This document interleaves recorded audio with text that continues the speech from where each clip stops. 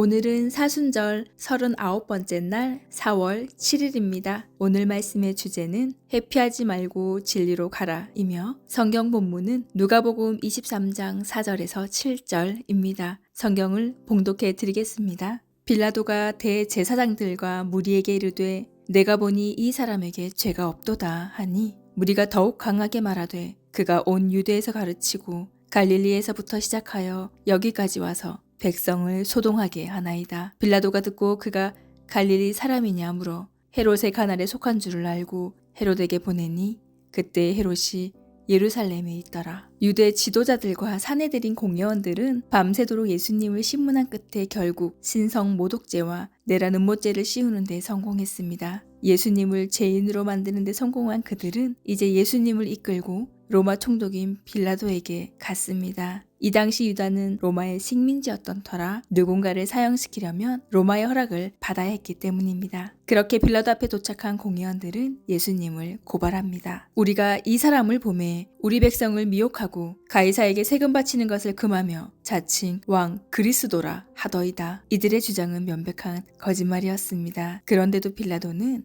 일단 예수님을 신문하기 시작합니다. 내가 유대인의 왕이냐? 그런데 빌라도는 예수님을 신문할수록 뭔가 이상한 느낌을 받습니다. 지금까지 자기 앞에 섰던 다른 피고인들과는 전혀 다르게 이 사람은 당당합니다. 게다가 아무리 신문을 해도 잘못한 것이 드러나지 않는 겁니다. 그래서 빌라도는 모든 신문을 마치고 이런 결론을 내리게 됩니다. 내가 보니 이 사람에게 죄가 없도다. 그런데 웬일입니까? 다른 때 같으면 그냥 물러설 공회원들이 오히려 빌라도에게 거칠게 항의하기 시작합니다. 이 사람은 갈릴리에서부터 여기까지 오면서 사람들을 선동했습니다. 로마를 위한 일이니 똑바로 신문하십시오. 그러자 빌라도는 당황하기 시작합니다. 아무리 봐도 예수님은 죄가 없는데 유지들은 유죄라고 주장하는 상황. 결국 빌라도는 이런 선택을 합니다. 빌라도가 듣고 그가 갈릴리 사람이냐 물어 헤롯의 가날에 속한 줄을 알고 헤롯에게 보내니 빌라도는 예수님이 갈릴리 사람인 것을 핑계 삼아서 당시 갈릴리를 다스리던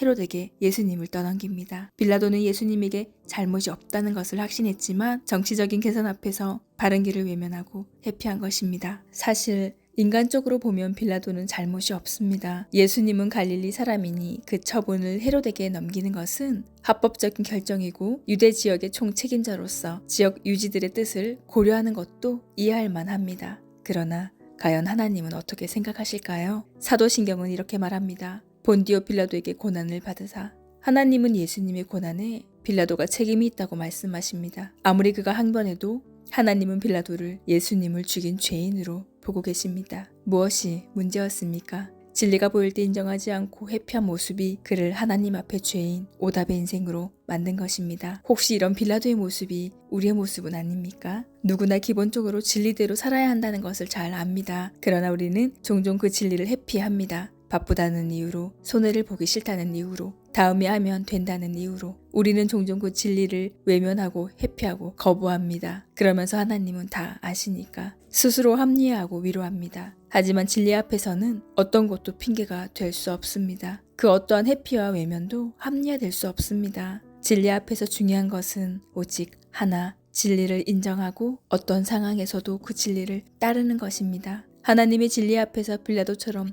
회피하거나 외면하지 말고 바른 길을 걷는 정답의 신앙인이 되어야 할 것입니다. 묵상 기도를 드리겠습니다. 무엇이 정답인지 알면서도 늘 이익과 진리 사이에서 수없이 갈등합니다. 예수님의 십자가 사건을 묵상하는 성금요일.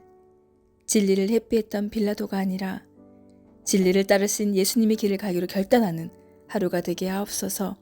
예수님의 이름으로 기도합니다. 오늘 봉독한 사람은 정말숙 집사입니다.